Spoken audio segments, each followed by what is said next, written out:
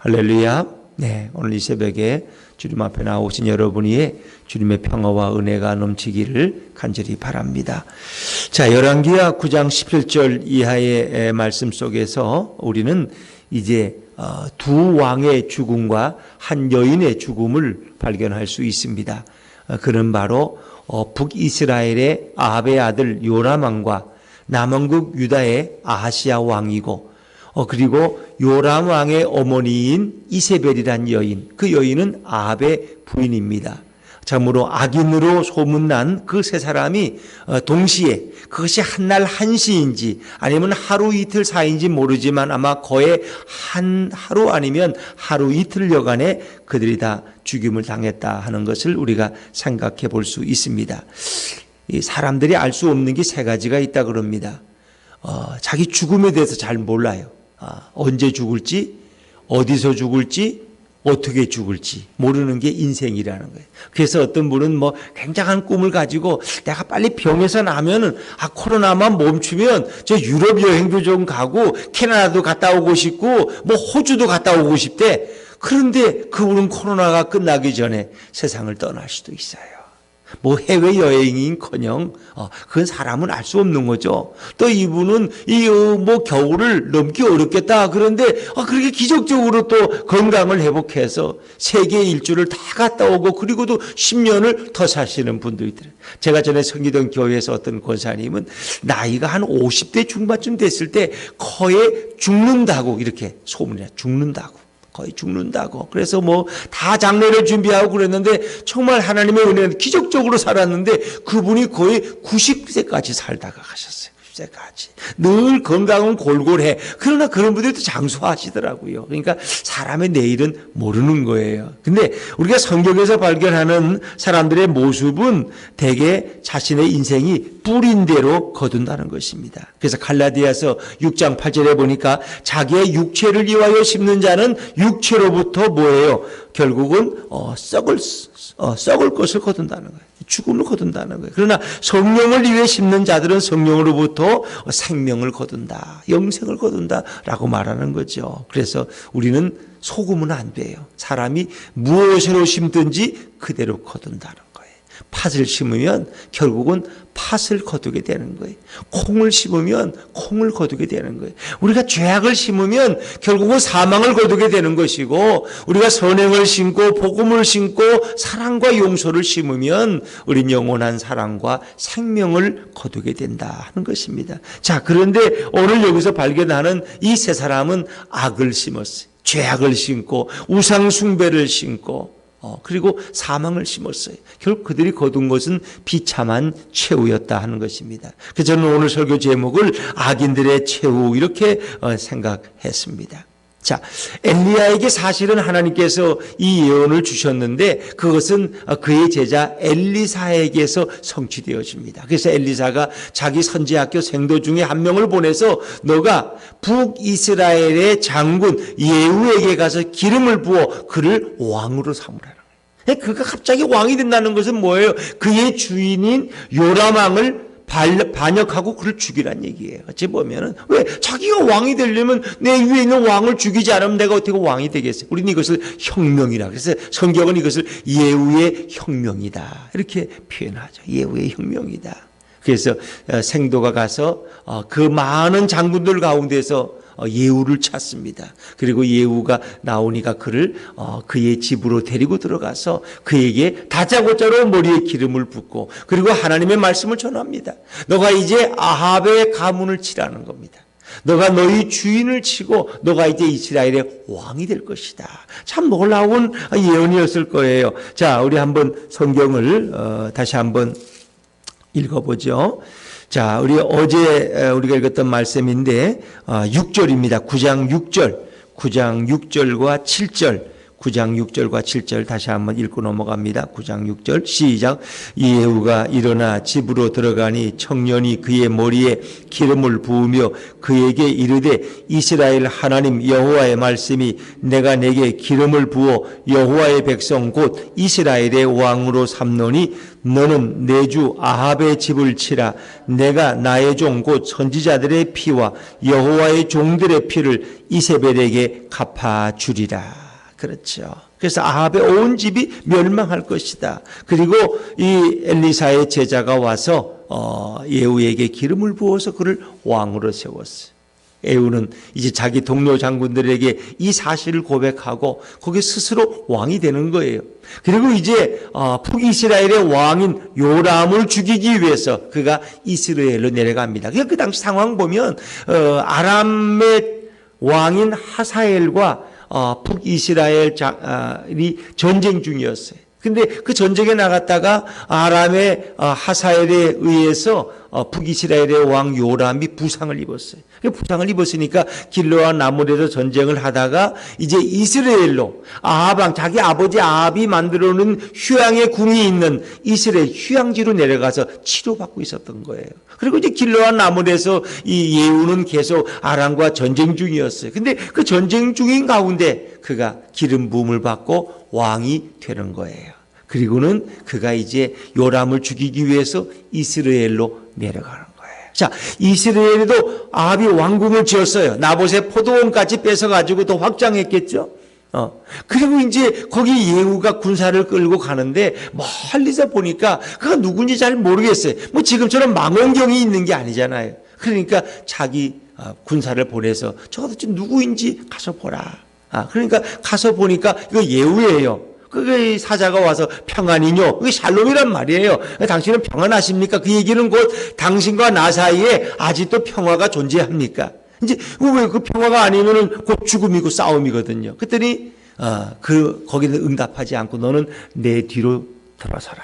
너는 나를 따르라. 그러니까 이 사자를 보냈는데 돌아오지 않는 거예요. 요람이 답답해서 또 보내요. 또 보냈는데 너도 내 뒤로 돌아서라. 요람이 답답한. 근데 이제 가까이 오니까 한 사람이 파스쿨이 그러는 거 왕이요. 지금 저렇게 마차를 미치게 모는 거 보니까 저건 분명 님시의 아들 예후입니다. 멀리서 봐도 알거든. 우리가 걸음걸이 보고 사람 알잖아요. 멀리서 봐도 걸음 걷는 모습이 사람은 다 다르다는 거예요. 그런데 마차를 막 미친 것처럼 모는 거 보니까 저건 정열적인 장군, 아주 과격한 장군, 저 예후입니다. 보면 아는 거예요. 그러니까 북이스라엘의 요람 왕이 비록 그런 병중이었지만 부상을 당해서 그가 친히 예후를 맞이하러 가는 거예요. 그리고 거기에 남왕국 유다의 왕 자기를 병문안 왔던 아시아 왕까지 대동해서 예후를 맞이하러 간 거예요. 왜 답답했을까? 지금 전쟁의 소식이 어떤지 궁금하거든. 지금 아람에게 이겼는지 졌는지 혹은 저가 승전보를 전하러 왔는지 이게 앉아서 들을 수가 없어요. 대장군이 오니까 나가서 맞이한 거예요. 길에 나가서. 근데 그 맞이한 곳이 어디냐? 나봇의 밭이 있는 곳이었어요. 이게 참 기막힌 하나님의 말씀이죠. 자, 21절 말씀, 9장 21절 한번 읽어봐. 9장 21절입니다. 시작. 요람이 이르되 메우라 하매 그의 병고를 메운지라. 이스라엘 왕 요람과 유다 왕 아하시야가 각각 그의 병고를 타고 가서 예후를 맞을새 이스라엘 사람 나봇의 토지에서 만나매. 자기 죽을 자리에서 자기 죽을 자리에서. 이건 하나님의 예언이에요. 나봇의 포도원에 던져질 것이다. 그의 아합의 자식들이 던져질 것이다. 그런데 결국은 요람은 그 나봇의 포도원에 던져지게 되죠. 하나님의 예언이 엘리야에게 준 예언이 그대로 이루어지는 거예요. 원수는 외나무 다리에서 만난다는 말이 있는데 하필이면 그들이 만난 곳이 나봇의 포도원이에요. 자, 거기서 이제 어떤 일이 있었을까요? 자, 22절입니다. 22절, 23절 같이 읽죠. 시작. 요람이 예후를 보고 이르되 예후야 평안하냐 하니 대답하되 내 어머니 이세벨의 음행과 술수가 이렇게 많으니 어찌 평안이 있으랴 하더라. 요람이 곧 손을 돌이켜 도망하며 아하시야에게 이르되 아하시야여 반역이로다 하니 왕이 장군에게 평안하뇨 샬롬 그랬는데 돌아오는 말이 고운 말이 아니야. 너의 모친 이세벨이 음행과 술수가 있는데 어떻게 내가 평안할 수 있느냐. 이세벨의 음행, 이 음행이라는 것은 요람의 어머니 이세벨이 뭐 바람을 피웠다는 그런 간음행위가 아니라 우상숭배, 영적 간음, 영적 간음. 하나님을 섬겨야 될 너희들이 우상 앞에가 절을 하니까 그 영적 간음이라는. 그러니까 이 시대에 보는 하나님의 가장 큰 죄는 우리가 뭐 남자나 여자나 바람 피는 그것도 물론 하나님 앞에서 잘못된 것이지만 더 큰 것은 하나님을 사랑해야 될 신부된 백성들이 우상을 숭배하는. 하나님보다 세상을 더 사랑하고 하나님보다 물질을 더 사랑하고 하나님보다 명예나 성공을 더 사랑하는 이 영적 간음이 얼마나 무서운지 몰라요. 왜? 하나님이 신이 아니라 성공이 그의 신이거든. 예수를 왜 믿느냐? 성공하려고 믿는. 자기는 성공하려고. 예수를 좀 이용해서 복을 받고 좀 한번 대통령 한번 해보려고, 좀 사장 한번 해보려고, 돈 좀 벌어보려고 예수를 이용해서. 그러면 결국 뭐예요? 그거는 예수를 섬기는 게 아니라, 하나님을 섬기는 게 아니라 그런 물질을 우상으로 섬기는, 성공을 우상으로 섬기는 거예요. 그리고 예수를 이용하는 거예요. 하나님을 이용하는 거예요. 이제 그것이 오늘 이 시대에 바라보는 영적 기상도예요. 정말 내가 예수님을 사랑하냐? 아니면 정말 내가 예수를 이용해서 돈을 좀 벌어보려고 하느냐? 좀 성공을 해보, 내가 좀 예수를 이용해서 좀 건강하게 좀 장수하려고 그러냐? 내가 좀 행복을 얻으려고 그러느냐? 행복이 자기 우상이에요. 이게 참 우리는 심각해. 목사님 그거나 마찬가지 아닙니까? 다 예수 믿으면 잘 되는 거고 잘 되려고 예수 믿는 거고 그 말이 그 말 아닙니까? 라고 말할 수 있지만 주님은 날카롭게 예리하게 물으세요. 너가 나를 믿는 목적이 무엇이냐? 정말 너의 죄가 사함받고 너가 나의 자녀가 되고 하나님의 뜻대로 영광을 위해 살고자 하느냐? 아니면 나를 이용해서 돈 좀 벌어보고 나를 이용해서 좀 건강하게 살고 나를 이용해서 좀 이렇게 행복하게 살려고 그러느냐. 주님 오늘도 우리가 묻고 있다는 겁니다. 이제 그게 우리가 가장 찔리는 대목이에요. 오늘 이세벨은 참으로 우상을 숭배했기 때문에 그의 음행과 술수 때문에 내가 평안이 없다. 근데 그 순간 이건 장군에게서 나올 말이 아니야. 그 요람왕이 깜짝 놀라가지고 아니 이님이 나한테 반역하네. 그리고 도망치네. 아시아여 반역이로다. 그래서 요람이 도망가는데 예후가 활을 워낙 잘 쏴요. 뒤에서 쏘았는데 염통을 관통을 했어. 그래서 심장에 맞아서 그는 죽어버리고 거기서. 그리고 그 죽은 곳이 바로 나봇의 포도원이었어.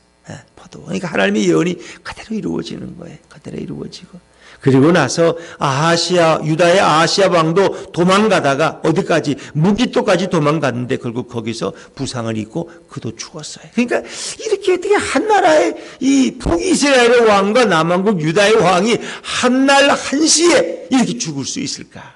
이게 뭐예요? 하나님의 심판이 그렇게 무섭다는 거예요. 왜? 그래도 남왕국 유다는 조금 좀 나은데 하나님을 그래도 섬기는 나라인데 이렇게 북이스라엘과 사돈관계를 맺어가 결국 같이 타락해버려서 하나님의 심판은 동시에 이 이스라엘의 왕 2명을 동시에 생명을 걷어가시는 거예요. 그런데 이제 거기서 끝나지 않아요. 이제 아합의 부인이자 요람의 어머니인 이세벨을 하나님이 또 심판하셔요. 참 오늘 본문을 보면 인생이라는 게 하나님을 떠나 살아가는 인생은 결국 최후가 이렇게 비참하구나 하는 것을 우리가 깨닫게 되죠. 근데 이세벨이 참 무서운 여인인 게 마지막 죽는 순간에도 화장하다가 죽었다는 거 아세요, 여러분? 자, 30절 한번 읽어볼까요? 30절, 31절 시작. 예후가 이스라엘에 오니 이세벨이 듣고 눈을 그리고 머리를 꾸미고 창에서 바라보다가 예후가 문에 들어오매 이르되 주인을 죽인 너 시므리여 평안하냐 하니. 그러니까 예후를 보면서 눈썹을 그렸다는. 그때나 지금에 화장하는 건 똑같겠지 여자분들이. 그리고 머리를 꾸미고 그 창에서 이제 화장을 하고 그리고 높은 궁 위에서 창문으로 바라보는 거예요. 그런데 예후를 보고 뭐라 그래요? 시므리여 평안하냐. 왜 예후를 시므리라고 했을까? 그건 아합의 위에 왕 가운데 바로 시므리라는 자가 바사를 죽이고 자기가 왕이 돼서 장군인데 그리고 7일 동안 7일 천하예요. 7일 동안 그가 왕 노릇하다가 다른 장군 오므리에 의해서 또 죽어요. 그리고 오므리가 왕이 됐는데 그 오므리가 누구냐? 아합의 아버지야.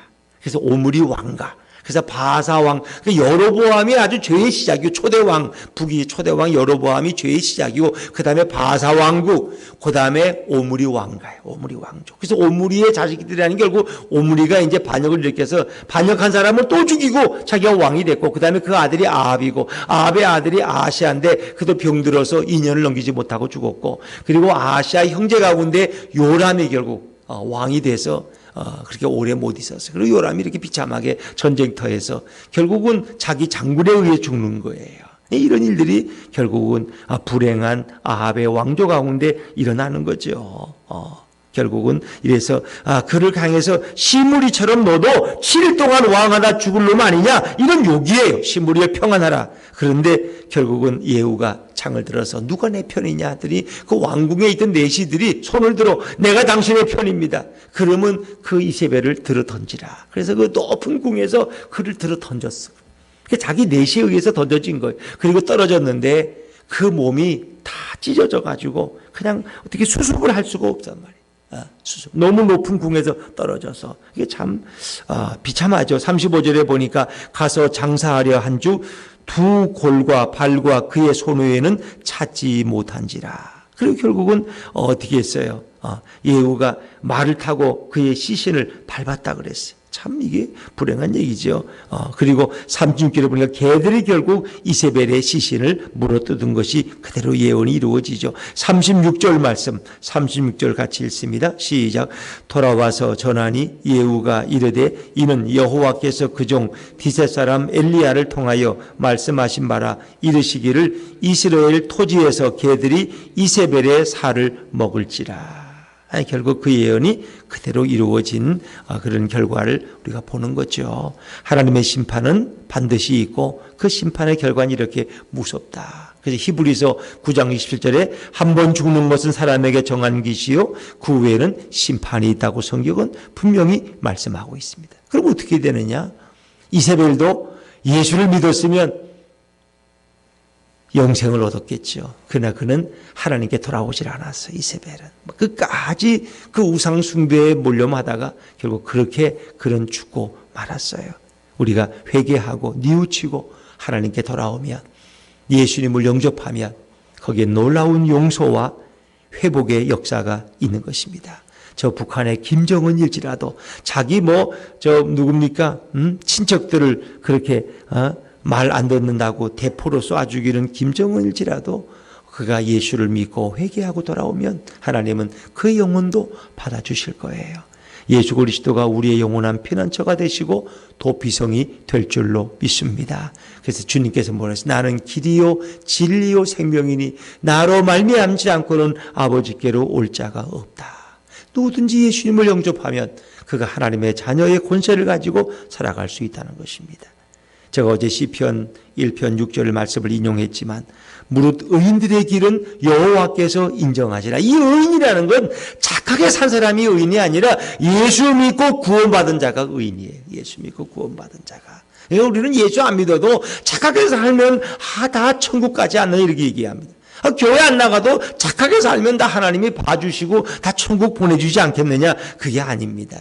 예수 믿고 예수님을 영접하고 하나님의 자녀된 자들이 바로 의인들이에요. 의인들의 길은 여호와께서 인정하시나 그를 주목하시고 그를 받아주시지만 악인들의 길은 망하리로다. 악인들의 길은 결국 멸망에 떨어지는 거예요. 우리는 무엇을 심느냐?